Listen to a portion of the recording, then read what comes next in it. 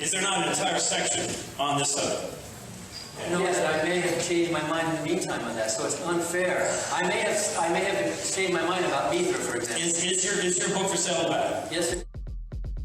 Let me tell you, let me tell you, let me tell you, let me tell you, let me tell you. But have you ever asked God for forgiveness?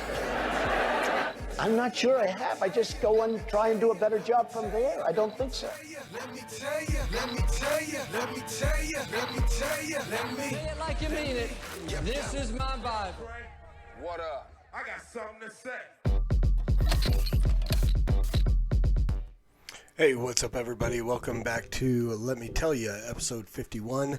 I am your host, the Evangelical Norm, and it's been the crazy in the news cycle is not easing up at all. You know, every once in a while we get a not so crazy week. Not this week.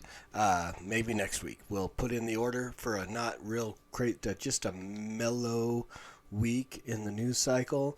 Nothing crazy. If we could do that, that would be great. I can't make any promises, but so this week we'll get into it. A couple of things again. The Democratic race has pretty much come down to Biden and Bernie, the two old white men representing the party of diversity. Yeah, they call the Republicans the party of the old white dudes, and here you go. So, reality. Apparently, Tulsi Gabbard is still in the race. There was a debate tonight. I didn't watch it. I'll check into some highlights tomorrow and see if it's worth anything. Maybe I'll do a midweek episode to see if there's anything worth talking about in the Democrat debate.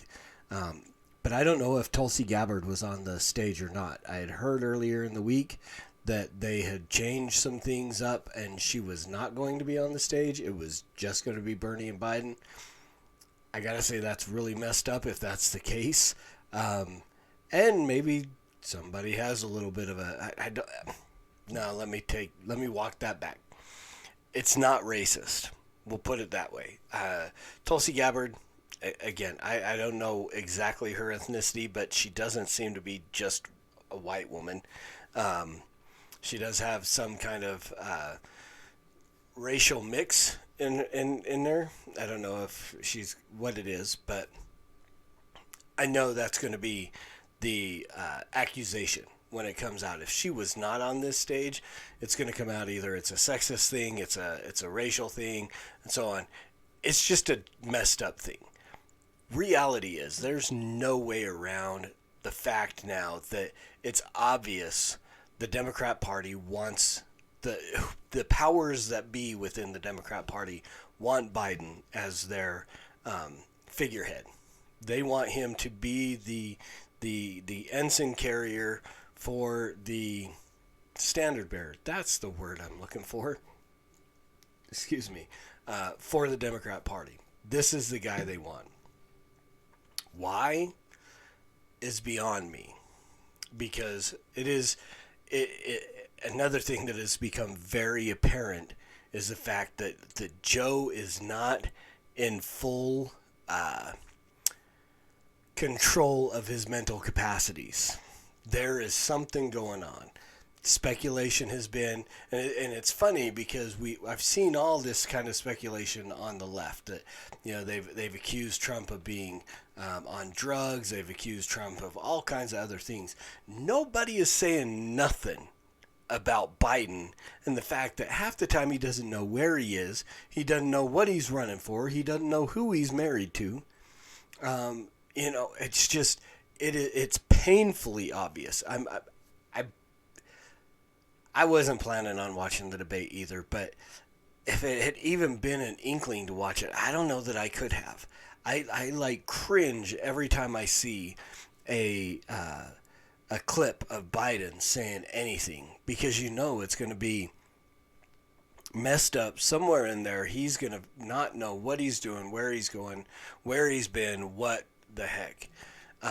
Whether it's dementia, whether that's the beginning of Alzheimer's, we don't know. They're not releasing anything, but it is obvious. It is painfully obvious that there is something wrong with Joe. But it's also painfully obvious that the powers that be in the Democrat Party do not want Bernie. Because here again, at this point in the race, I tweeted this out a week or two ago. At this point in the race, it is really just a matter of how much Trump is going to win by. If it's Trump versus Bernie, he's gonna win bigly.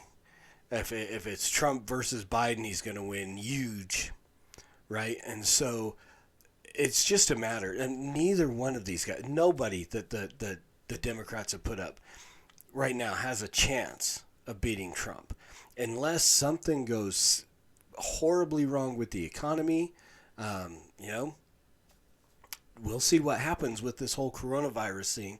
That's the one thing that they've got that they're trying to hold over him right now. I've literally seen people say Trump is going to go to prison over his handling of this. People are saying it's his Hurricane Katrina moment, if you get the Bush reference and so on. I think he's doing as good a job as a president can do given the situation that he's in, right? Again, I give Trump credit when Trump is doing good. I'll critique Trump and rebuke Trump when he's screwing up. This is a point where I'm like, he's doing pretty much all he can do. Testing and so on and whatnot. There's so many things that people are throwing around that is his fault. He's put people in place to try to figure out. We've got the CDC. We've got the people in place to figure this out. Trump is doing the best that he can. Is it sufficient? I don't know. Again, we'll get to that at the end of this episode. We'll talk a little bit more about all that. But neither one of these guys, Tulsi Gabbard doesn't have a chance still being in the race. The one guy that I really was concerned about, obviously the powers that be came and said, please drop out and endorse Joe. So Pete dropped out and he endorsed Joe. Kamala Harris endorsed Joe, which is probably the most cringeworthy situation that we have, because again, just going back just a couple of months where she's talking about how disappointed she was with Joe because of his support of senators who were for segregation, who were against busing, that kept this poor little black girl from going to the school that she should go to because he opposed busing, and that little girl was Kamala Harris, and now she's all enthusiastic to endorse Joe. That's again, the optics in all of this are just horrible, and they're going to end up nominating a guy that will not be able to hold his own on a stage against Donald Trump in a debate, and is going to just fall flat in a general election. So, not that I have a problem with that. Again, I mean, I left the Republican Party. Trump is not my guy. I would much rather see someone else. I would rather see somebody viable come in and primary Trump, but it's too late at this point anyway. There have been a few, Joe Walsh and somebody else, that were pointless. I mean, I would have loved to have seen a Ted Cruz or somebody. Even I would have even gone with Marco Rubio to come in and primary Trump, but it didn't happen. So there's all kinds of talk about, okay, who's going to be running mate. Likely going to be Liz Warren. I can't imagine anybody else. If you really want to, go troll level 850, Biden and Harris would be a ridiculous pairing, but I could see it happening. Biden, Buttigieg, any one of these people who was on the stage, I'm pretty sure they're going to go with a woman because, again, party of diversity. They probably need to get a little bit of people of color in there so that I honestly see either one of these guys choosing Kamala Harris as their running mate. I mean, I don't know. There's a lot of things. They want to find somebody that's going to give them help in other states. Kamala Harris is from California. That's a given for either one of these guys. So, which could mean they go with Tulsi Gabbard. Who knows? We'll see where they go with this, but likely going to be a female, or somebody, some person of color. Andrew Yang, Cory Booker, somebody. But my absolute prediction is that it's going to be female. I'm banking on the fact that either one of these guys is going to pick Warren as their running mate. If that were the case, I could even see Biden dropping out at some point and letting Warren take the main stage there. So we'll see. Should be interesting to see how that all plays out. In other news, Rudy Gobert, apparently the third confirmed case from Utah of coronavirus. And here's the thing. So Rudy and Donnie, we got the two of them on there. Both Donnie Mitchell, my daughter's two favorite players, the two players, she's three. The only two players she can pick out on site, on the TV, she knows exactly who they are. These are her guys. I've got a great video of her just giddy watching a basketball game because of Rudy and Donnie Mitchell. Sitting watching the All-Star game with her. And I must have said it or something, but then somewhere along the line she's shouting at the TV as I'm shouting at the TV. She's like, get Donnie and Rudy back in this game. Oh, I loved it. So these guys both have tested positive for COVID-19, the coronavirus, COVID-19. Oh, so scary it seems. You could kill us all. You're the flu extreme. There you go. You'll never get that out of your head. COVID-19. So they've tested positive. Stop. Okay. And with that, the big deal was the fact that Rudy, the day before, they shut down the game in Oklahoma City. Rudy had been here in Utah. They had been talking about the coronavirus, about COVID-19, and he was going around touching all the microphones, and it was a joke. It truly was. And 100% honesty, I would have done the exact same thing. That's the kind of guy I am. I really would have. I'm like, I've already made jokes about, walking over to guys at work and leaning over and breathing on them and stuff like that. They're jokes. Inconsiderate, maybe.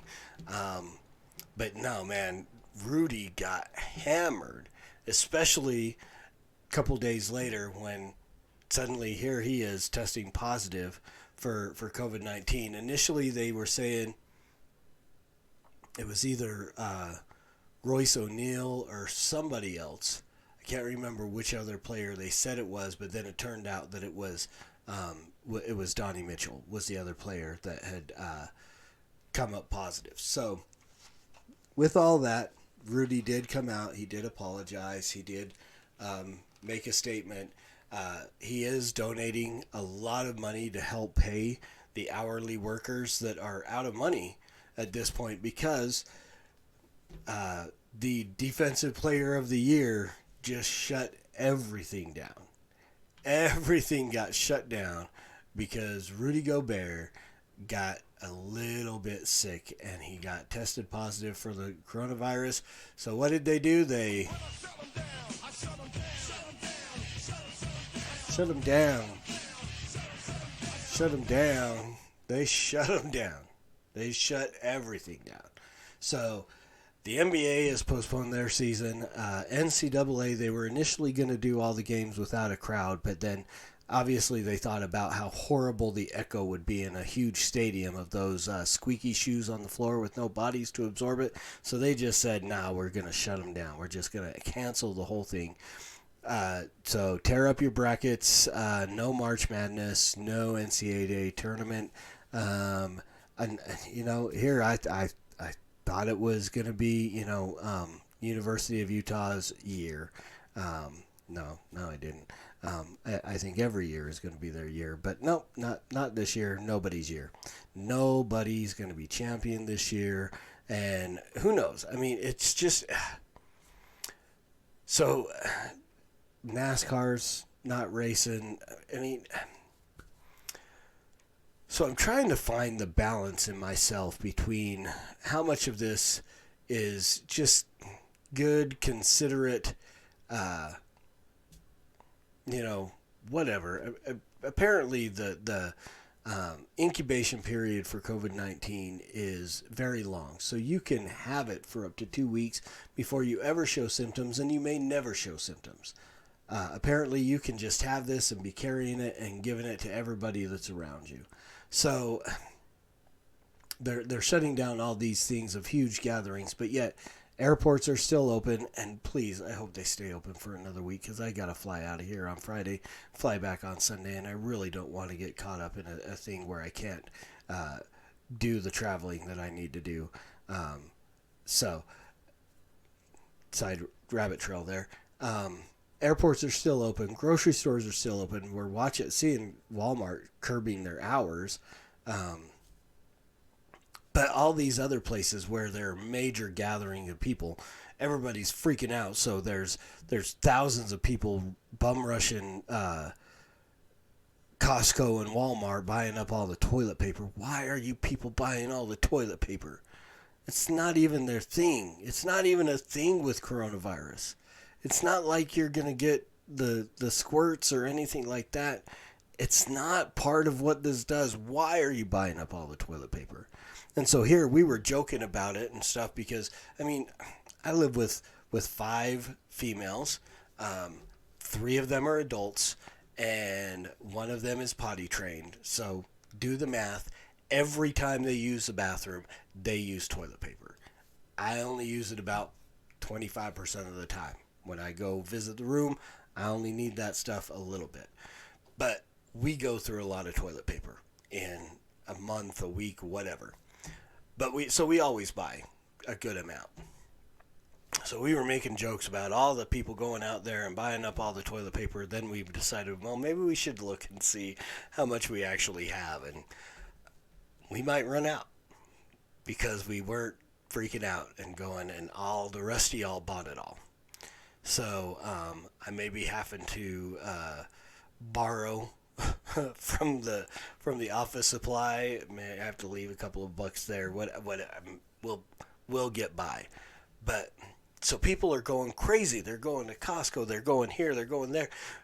Again, causing huge crowds that they're canceling in other places, but they're creating them in these other places where they can continue to pass on the virus and whatever and so on. So rather than just stay home, if you're sick, stay home.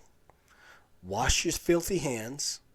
It is a good idea not to touch your face until you've washed your hands. So it's just simple. The same things we would do with the flu, with common colds. Sneeze into your elbow. Cover your mouth when you cough. If you are sick, don't go to work. Don't go to work. And again, I got to be talking to myself, because I'm the guy that unless I'm like on the ground dying, doubled over in fetal position on the bathroom floor, I'm going to get up and go to work. I mean, for the last 3 years now that I've got a daughter, I've had to take sick days for her where she's been sick and nobody's been able to stay with her, so I've had to take a day off. But, I mean, in the time that I've worked at the company I work at, 5 years, just over 5 years, every sick day I have taken has been for my daughter. I took all my sick time in 2016, the year she was born. I took, I took a day in 2017 to stay home with her. I took literally all 3 of my days, my sick days in 2018, 2 of my sick days in 2019. Managed to get 1 of those to roll over. So all the sick days I've taken have been because why am I talking about that? That's just, I'm the guy that will go to work no matter what. unless I am just really, really, I mean, I'll go to work sniffling, sneezing, coughing, aching, stuffy head, you know, the whole thing that I should be at home in bed taking NyQuil for. I'm at work. Time to change the attitude. Because again, I enter people's homes. I go into people's homes to do inspections, to do services. I'm around people at work. There are a couple of people who are over the age of concern that I work with. We'll put it nicely like that. Right? And so being considerate of your neighbor is really a good thing to do. We canceled church this week. And we're canceling it for the next 2 weeks, which I didn't think we would do. And of course, there are going to be those people who are coming at you and you don't trust God and yada yada. No, we're just trying to love our neighbors the best we can. I great respect for the elders, and fortunately, I am no longer an elder at my church because I stepped down, and I did not have to be part of that decision making because I think sometimes I probably would not have made the right decision. Praise God for the wisdom of the elders in our church and doing what they did.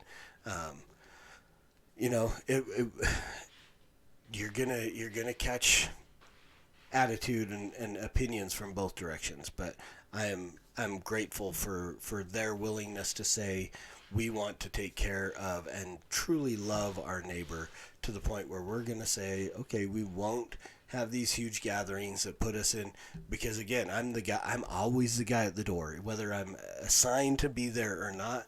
I'm always at the front door saying hi to people, shaking hands as they come in, because that's who I am. I love the people in my church. I love the people in that community. And so I want to be smiling and being welcoming and shaking hands, asking how but now we're at a place where don't shake hands, don't, give a peace sign, give a wave, toe tap, elbow nudge, whatever it is that you're going to do.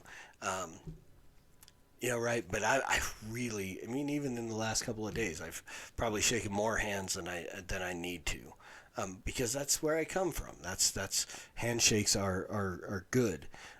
But again, I've washed my hands quite a bit. There had a joke on my Facebook page, a meme that was up there, and it's Arnold Schwarzenegger as the Terminator and the robotic hand, and this is my hand after washing it, 126 times for 20 seconds.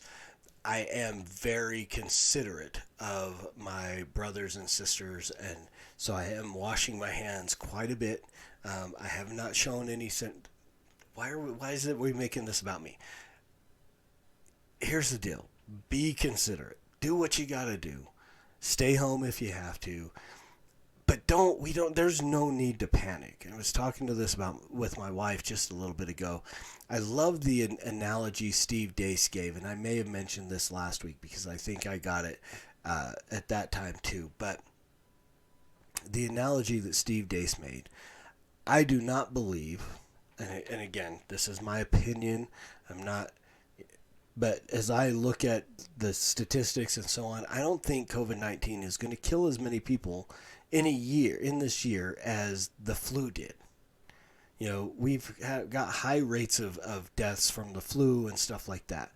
I don't think this is that huge, but what is happening, and because of the way the virus is transmitted and so on, it's happening in a much smaller time period. So the analogy that he gave is it was like getting your entire year's worth of snowfall in one day. It's a crazy situation, and we are seeing people rapidly getting this virus. It's progressing, and then we are seeing the people dying who are dying. And I should have looked this up, but I'm going to ask you to bear with me for just a minute, and I'm going to look up the official count of what the U.S. has gone through at this point. We're going to look at deaths in the U.S. and let's just take a look and see. As of 32 minutes ago, U.S. coronavirus death toll reaches 61, and it has reached 49 states. Let's let's see. 49 states, Washington, D.C., and Puerto Rico. There are 3,244 confirmed cases and 61 coronavirus-related deaths in the country as of this Sunday, as of today. Globally, 162,000. Oh, that's not good. We don't need weird noises coming out of this. Oh, stop. Okay. Sorry about that. I'm just trying to get the info. Need a test despite potential. Stop. Okay. There we go. Live podcasting. Isn't it so much fun? 162,000 confirmed cases globally, 5,800 deaths. So, I mean, those numbers sound huge. But, I mean, they're common numbers that we get from the flu, from other things, from heart disease, from all kinds of stuff. Now, granted, this is different.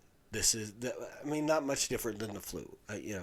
It's the flu extreme, as you got in my little verse for the song. But it should not be at panic mode. It should be at the point where we are being considerate, doing the things that should be done. But I don't understand, and I really do truly think it is media driven. It is poor information driven panic that is happening with people. And I mean, it's sad to watch. But again, as Christians, because that's what this show is about.